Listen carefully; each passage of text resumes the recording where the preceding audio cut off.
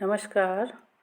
आज हम बीए प्रथम वर्ष हिंदी साहित्य के प्रथम प्रश्न पत्र के अंतर्गत सूरदास के विषय में अध्ययन करेंगे। सूरदास के पदों के अंतर्गत हम मन प्रबोध से संबंधित पद की व्याख्या करेंगे। मन प्रबोध यानी मन को ज्ञान देने की बात, मन को समझाने की बात सूरदास कर रहे हैं। सूरदास अपने मन को समझाते हुए कहते हैं, छाड़ी मन हरि विमुखन को संग, जिनके संग कुमति उपजती है परत भजन में भंग। कहा होत पै पान कराए, विष नहीं तजत भुजंग, कागहि कहा कपूर चुगाए, स्वान नहाए गंग। तो इस प्रकार से जो सूरदास हैं वो अपने आराध्य के प्रति अपनी भक्ति भावना को व्यक्त करते हैं और अपने मन को सत्संगति अपनाने के लिए प्रेरित करते हैं और कहते हैं कि छाड़ी मन हरि विमुखन को संग, कि हे मन तू उन लोगों की संगति को छोड़ दे जो भगवान श्री कृष्ण के विरोधी हैं, क्योंकि ऐसे लोगों के साथ रहने से क्या होता है, जिनके संग कुमति उपजती है परत भजन में भंग, कि जिनके साथ रहने से कुमति यानी बुरी बुद्धि जो है वो उत्पन्न होती है और ईश्वर के भजन में बाधा पड़ती है। कहा होत पै पान कराए, विष नहीं तजत भुजंग, कि हम कितने ही सांप को दूध पिला लें लेकिन उससे कोई लाभ नहीं है। कहा होत पै पान कराए, पै यानी दूध का पान कराने से पिलाने से विष नहीं तजत भुजंग, जो भुजंग है सर्प है वो अपने विष को नहीं त्यागता है, उसको नहीं छोड़ता है। तो सांप को दूध पिलाने से कोई लाभ नहीं है। कागहि कहा कपूर चुगाए, स्वान नहाए गंग। कागहि यानी कौवा, कौवे को क्या है, कहा कपूर चुगाए, कि उसको कपूर चुगाने से कोई लाभ नहीं है, क्योंकि उसे तो गंदगी खाना पसंद है। और इसी प्रकार से कुत्ते को गंगा में नहाने से कोई लाभ नहीं है, क्योंकि जो कुत्ता होता है वो गंदगी में लौटता है, उसी में ही जो है बार बार लौटता है, उसको वो नहीं छोड़ पाता है। तो इसलिए स्वान नहाए गंग, कि स्वान को कितना ही गंगा में नहा दो लेकिन वो तो वापस मिट्टी में लौट करके गंदा हो जाता है। कागहि कहा कपूर चुगाए, कि कौवे को चाहे कितना ही कपूर चुगा लो, स्वान को चाहे गंगा में कितना ही स्नान करा लो, लेकिन ये अपने स्वभाव को नहीं छोड़ते। अर्थात काग जो है, कौवा जो है वो गंदगी खाना नहीं छोड़ता और कुत्ता गंदगी में रहना नहीं छोड़ता। तो इनको कितना ही साफ रखा जाए या कपूर चुगाया जाए तो उसका कोई लाभ नहीं होता। खर को कहाँ अर्गजा लेपन, खर को कहा अर्गजा लेपन, मरकट भूषण अंग। खर यानी जो गधा है उसको कितने ही चंदन का लेप कर लो, अर्गजा लगा लो, कितना ही मरकट भूषण अंग, और मरकट यानी जो बंदर है उसके शरीर पर कितने ही सुंदर गहने उसको पहना दो, लेकिन उससे कोई लाभ नहीं है। क्यों? क्योंकि जो गधा होता है वो फिर से मिट्टी में लौटने लगता है। कितना ही चंदन लगा लो लेकिन मिट्टी में लौटने के बाद वो पुनः वैसा का वैसा ही गंदा हो जाता है। इसी प्रकार से बंदर को उसके स्वभाव के अनुसार चाहे कितने ही गहने पहना दो लेकिन वो क्या करता है, उनको तोड़ करके फेंक देता है। गज को कहा सरित अनहावे, बहुरे धरे वह ढंग। गज को यानी जो हाथी है उसको यदि नदी में स्नान कराया जाए, सरित अनहावे, सरिता में नदी में नहाया जाए, तो वह अपनी सूंड में क्या करेगा, बहुरी धरे वह ढंग, वो पुनः उसी ढंग में आ जाता है, यानी वो अपनी सूंड से मिट्टी भरकर शरीर पर उंडेलने लगता है। पाहन पतित बान नहीं बेधत रीतो करत निशान, कि पत्थर को भेदने के लिए चाहे कितने ही बाण क्यों ना चलाए जाएं, लेकिन पत्थर उनसे नहीं बेधता।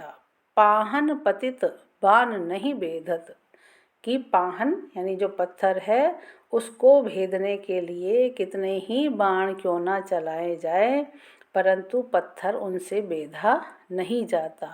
रीतो करत निसंग, और उससे क्या होता है, जो चाहे तरकशी भले ही क्यों ना खाली हो जाए उसके बाण से, लेकिन उसके ऊपर छेद नहीं होता या उसको बेधा नहीं जा पाता।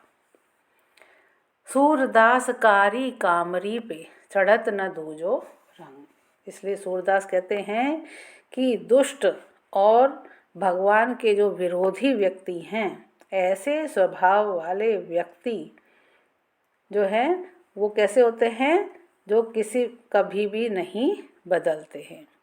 कारी कामरी पे वो कैसे होते हैं, काले कंबल के समान होते हैं। चढ़त न दूजो रंग, कि उनके ऊपर दूसरा रंग नहीं चढ़ता। कि जिस प्रकार से जो दुष्ट और भगवान के विरोधी व्यक्तियों का स्वभाव भी कैसा होता है, इन सब लोगों के तरह से ही होता है। जैसे सर्प का होता है, जैसे काग का होता है, कौवे का, कुत्ते का, गधे का, बंदर का, हाथी का, तो जैसा स्वभाव इनका होता है उसी प्रकार से जो दुष्ट और भगवान के विरोधी व्यक्ति हैं उनका स्वभाव भी इन्हीं के तरीके से होता है, जो कभी भी नहीं बदलता है। किस तरीके से, कि जिस प्रकार से कारी कामरी यानी जो काला कंबल है उस पर कभी दूसरा रंग नहीं चढ़ता, चढ़त न दूजो रंग, दूसरा रंग नहीं चढ़ता है, उसी प्रकार दुष्ट व्यक्ति का स्वभाव भी कभी नहीं बदला जा सकता। इसलिए हमें ऐसे दुष्ट लोगों की संगति नहीं करनी चाहिए। तो सूरदास जी ने अपने इस पद के माध्यम से मन को और आचरण की पवित्रता पर बल दिया है और जो ईश्वर की भक्ति है उसमें आस्था रखने की भावना को व्यक्त किया है। अब दूसरी व्याख्या है विनती। सूरदास जी अपने आराध्य से विनती कर रहे हैं, प्रार्थना कर रहे हैं कि अब मैं नाचो बहुत गोपाल, काम क्रोध को पहिरी चोलना, कंठ विषय की माल। कि सूरदास अपने आराध्य के समक्ष अपने अनेक जो दोष हैं उन दोषों का वर्णन करते हैं, विनती करते हैं, किसकी, अपना उद्धार कराने की। तो इसलिए वो कहते हैं अब मैं नाचो बहुत गोपाल, कि हे गोपाल अब तक मैं बहुत नाच चुका हूँ। तात्पर्य क्या है कि मैं बहुत बार इस संसार में आ चुका हूँ या मैंने बहुत से जन्म ले लिए हैं और बहुत प्रकार के जो बुरे कर्म हैं वो भी मैंने किए हैं। काम क्रोध को पहिरी चोलना, कंठ विषय की माल, कि मैंने काम और क्रोध का चोला पहना और गले में विषों की माला को धारण किया। माया मोह के नुपुर बाजत निंदा सबद रसाल, कि जो माया मोह है नृत्य करने वाला जैसे विशेष वेशभूषा को धारण करता है वैसे ही मैंने भी किया है।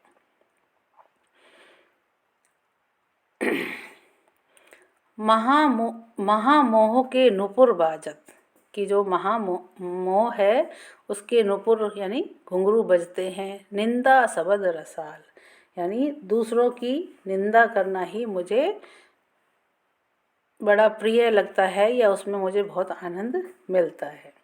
कि सूरदास कहते हैं कि काम वासना में लीन रहना और क्रोध करना ही क्या है, मेरा स्वभाव बना रहा। और जो गले में विश्व की माला पहन रखी थी, से तात्पर्य है कि मैं विषयों के जाल में फंसा रहा या उन पर आसक्त रहा, और जो मोह रूपी नुपुर है वो बजे, जिसमें निंदा करने की आवाज़ निकलती थी। शब्द रसाल के जो शब्द हैं निंदा के, वो बड़े ही मधुर लगते थे या उसमें बड़ा ही आनंद आता था। कहने का तात्पर्य यह है कि सूरदास जी कह रहे हैं कि मैं उस समय जब इस संसार में कई बार जन्म ले चुका था, तो उसका कारण क्या है कि मैं मोहग्रस्त रहा और दूसरों की निंदा करता रहा। भ्रम भोयो मन भयो पखावज, चलत असंगत चाल। कि मेरा जो भ्रम है, उस भ्रम से पूर्ण मेरा जो मन है वो कैसा हो गया है, पखावज की तरह अस्थिर हो गया है। भ्रम भयो मन भयो पखावज, चलत असंगत चाल। कि वो मेरा मन पखावज की तरह अस्थिर हो गया है। मेरी चाल जो है वो कैसी हो गई है, जो मेरी चाल है या व्यवहार है वो असंगत हो गया है, अच्छा नहीं रहा है। अनेक प्रकार से तृष्णा नाद करती घट भीतर, नाना विधि दे ताल। कि जो तृष्णाएं हैं, जो इच्छाएं हैं, वो क्या कर रही हैं, अनेक प्रकार से ताल दे रही हैं, मेरे हृदय में नाद कर रही हैं और नाना विधि दे ताल, कि अनेक प्रकार से ताल दे रही हैं। माया को कटी फेटा बांध्यो, लोभ तिलक दियो भाल। और मैंने कमर में माया का फेटा बांध लिया है और मस्तक पर लोभ का तिलक लगाया है। इस प्रकार से कोटिक काला काछी दिखराई, जल थल सुधी नहीं काल। इस प्रकार जल और थल में अनेक प्रकार से अनेक समय से करोड़ों प्रकार से कलाएं दिखा चुका हूँ, जिनका अब ठीक प्रकार से स्मरण भी नहीं है। कोटिक कला काछी दिखलाई, कि करोड़ों प्रकार की कलाएं मैं दिखा चुका हूँ जिसका कोई हिसाब नहीं है।